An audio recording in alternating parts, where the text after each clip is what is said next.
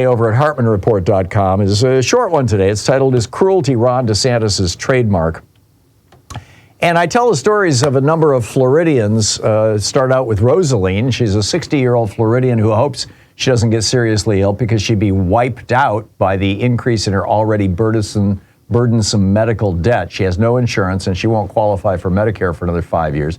Ron DeSantis is just fine with this because cruelty is his trademark. During the pandemic, Congress appropriated billions to help states expand their Medicaid programs.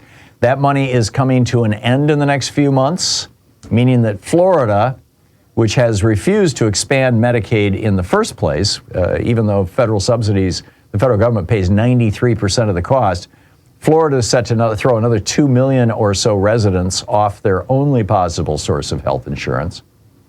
This is bizarre, but Ron DeSantis doesn't care because cruelty is his trademark. Michael, 30, lives in Orlando and has asthma, but running his little business buying and selling used furniture hasn't earned him enough to cover his medical bills, and so he can't pay his rent. He just got an eviction notice, and the state gave him a list of homeless shelters. He said, quote, "I was given a list of homeless shelters to choose from, but I hope it doesn't come to that." Ron DeSantis is just fine with that. Cruelty is his trademark. Violence, hate, bigotry, and cruelty are the four cardinal points of fascism. And, you know, historians for years have wondered whether we would see a fascist, authoritarian, dictator type rise in the United States. Yeah, we've had plenty of candidates, right? We had bribe-taking Nixon. We had a Central American fascist-loving Reagan. We had Gitmo-torturing, war-lying Bush. And, of course, Trump.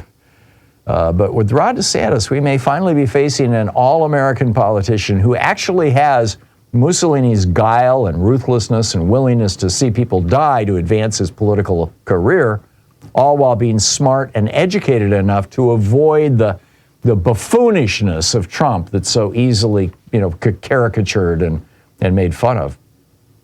Mussolini was a famously short man who strutted around with his chest thrown out and his jaw sticking out. Just like DeSantis. Both men are socially awkward, craved power, lacked empathy, displayed casual cruelty, sucked up to the wealthiest men in the nation, and demonized opposition politicians, literally calling or implying that their fellow citizens are the enemy. This is a favorite trick of Hitler and Orban as well, and of course Trump. But, Ron DeSantis doesn't care. Cruelty is his trademark. Miriam, a single parent of 2 young children, discovered a lump in her breast but postponed visiting the doctor for months because she had no health insurance with her job as a housekeeper. Finally, she realized the potential gravity of her situation. She said, "I needed to be there for my children." So she got treatment from the charity ward of a local hospital. However, she had to pay copays, and they added up to $2,183.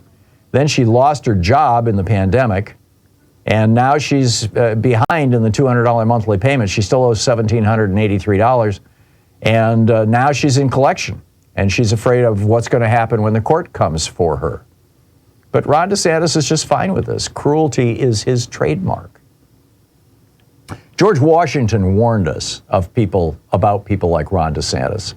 He said, quote, this was in his farewell address. He said, "The alternate domination of one faction over another, sharpened by the spirit of revenge, natural to party dissension, which in different ages and countries has perpetrated the most horrid enormities, is itself a frightful despotism."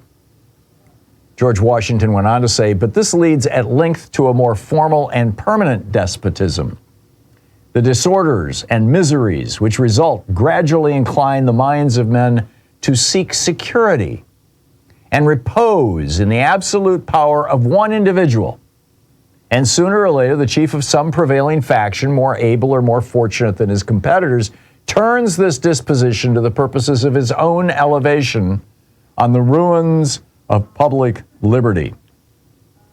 George Washington continues, "It agitates the community with ill-founded jealousies and false alarms, kindles the animosities of one part against another, foments occasionally riot and insurrection." Is this starting to sound like modern history? He says this produces a fire not to be quenched. It demands a uniform vigilance to prevent its bursting into a flame, lest instead of warming, it should consume. Well, here we are. 225 years since George Washington uttered those words, and here we are with Ron DeSantis. Hippolito, the father of four who lives in Florida, is worried about his life's partner, the mother of their four kids. He says, quote, "My wife has been in pain for weeks now, but we can't afford to find out why. I swear I'm very afraid she's pale and suffering every day." His wife hasn't visited the doctor because their family can't afford the expense when they have to house, feed, and clothe their kids on his job as a cook. But Ron DeSantis is just fine with this. Cruelty is his trademark. Arresting black men for voting, terrifying them and ruining their lives while making sure they're paraded in chains before the cameras. Threatening public school teachers with prison for simply teaching history. Lying about medical science regarding vaccines to suck up to the Trump base. Using rhetoric that feeds bigotry and hate against gay, lesbian, and trans people. Intimidating the college board so they strip Black Lives Matter movement out of the AP African American Studies curriculum. Lying to asylum seekers to get them on a plane to Martha's Vineyard as a stunt to elevate his own political fortunes. Ron DeSantis is just fine with all of this because cruelty is his trademark. Ignoring the health and safety of his own citizens. DeSantis led Florida into a veritable COVID Armageddon. So far, 84,176 Floridians have died of COVID. As Scott Gottlieb, the former FDA commissioner, said of Florida, quote, they let the virus spread largely unchecked in terms of personal mitigation. People weren't wearing masks. They weren't encouraged to wear masks. Vaccination was only encouraged for the elderly population. So they made policy choices, and the consequence was an infection that largely engulfed most parts of the state. After this orgy of death and disease, now 12% of Florida's population still lack any form of health insurance. And in a few months, as many as 2 million more Floridians are going to lose their health insurance because Medicaid is going to go, these added funds for Medicaid from the pandemic are going to go away. So Florida is going to end up with over 4 million uninsured people, desperate, panicked, hoping that they don't, find a lump in their breast or on their testicle or in their leg or whatever, praying that they don't get sick. And Ron DeSantis is just fine with all of that because cruelty is his trademark. You can read it over at hartmannreport.com if you want the links to the various stories that make it up. It's free, no ads, nothing. Just go check it out. Don't even need to sign up.